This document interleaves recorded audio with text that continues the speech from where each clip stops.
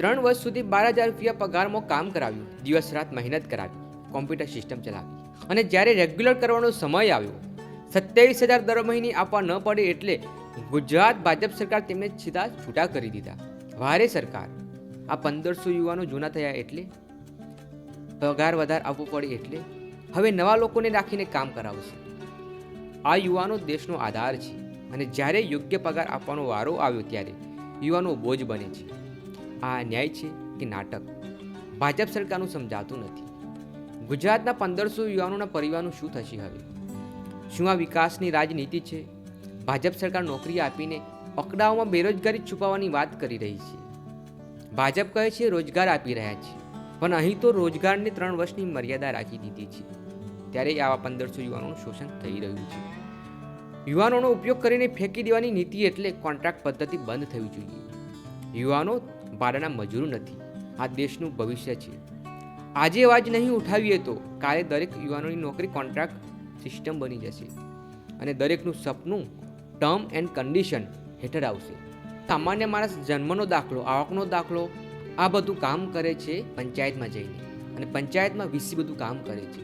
પરંતુ જ્યારે વીસીને કોઈ ટેકનિકલની જરૂર પડે ત્યારે આ યુવાનો મદદ કરે છે. તે જ રીતના ગુજરાતની અંદર 1,500 યુવાનો સમગ્ર ગુજરાતનું કામ સંભાળી રહ્યા હતા પંચાયતોનું. ત્યારે 3 વર્ષ સુધી આ યુવાનો 12,000 પગારમાં નોકરી કરી છે, અને અત્યારે આ યુવાનો 27,000 પગાર લેવા માટે મજબૂર બન્યા છે. તેમને ઘરે કાઢી મૂક્યા છે. હવે નિયમ મુજબ તેમને 27,000 પગાર આપવો પડે. હું ભાજપ સરકારને પ્રશ્ન પૂછું છું, નવી 1,500 નોકરી નવા લોકોને આપીને શું સાબિત કરવા માંગો છો? આ 1,500 યુવાનો પરિવારની રોજીરોટીની કોઈ કિંમત નથી. શું ડિજિટલ ગ્રામ વિકાસ માત્ર કાગળ પર જ રહેશે? જો તાલુકા લેવલે ટેકનિકલ મદદ નહીં મળે તો ગામનો માણસ ક્યાં જશે? તેના કામ કોણ કરશે?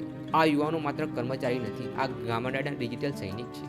તેઓએ સિસ્ટમ ઊભી કરી છે, લોકોનો વિશ્વાસ જીત્યો છે. આજે જરૂર છે ન્યાયની, સમજદારીની, સંવાદની. અમે માગીએ છીએ ન્યાય આ 1,500 યુવાનો માટે.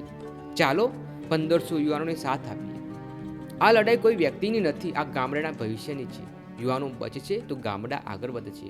અને અંતે એક વાત કહીશ, યુવાનો ભેગા તમારે થવાનું છે. નેતાઓ આ બાબતે ક્યારેય વાત નહીં કરે. અન્યાય તમારી સાથે થયો છે, હું તમારી સાથે છું. કારણ કે ગુજરાતમાં એવા ઘણા બધા વ્યક્તિઓ છે, તમે એમની પાસે જશો તો 100% તમને મદદ કરશે. તો તમામ લોકોને હું વિનંતી કરું છું, જે પણ વ્યક્તિ આ વિડીયો જોવો તો એવા વ્યક્તિને તમે વિડીયો મોકલજો જેઓ આ લોકોને મદદ કરે. અને 100% મને વિશ્વાસ છે કે હું આ જે વ્યક્તિને વિડીયો મોકલું છું તે પણ સપોર્ટ 100% કરશે. અને 100% હું મારા ગુરુને પણ વિડીયો મોકલું છું. તો જય હિન્દ, જય ભારત. આપનો દિલીપસિંહ. જય હિન્દ.